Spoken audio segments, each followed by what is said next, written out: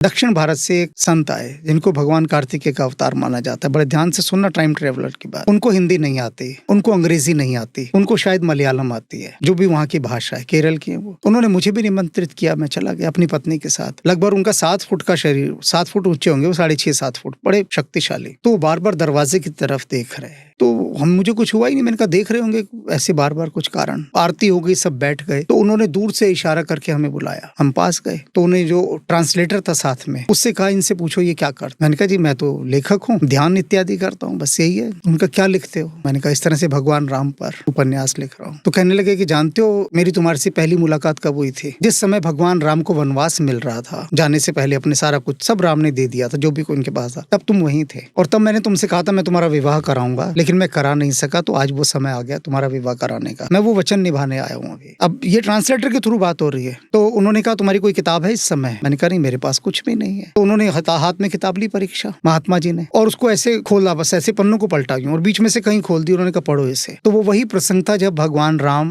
विदा हो रहे हैं, वनवास जा रहे हैं और अपने उपहार बांट रहे हैं। तो उन्होंने वहीं पर उसी समय वहीं पर मेरा और मेरी पत्नी का दोबारा विवाह कराया।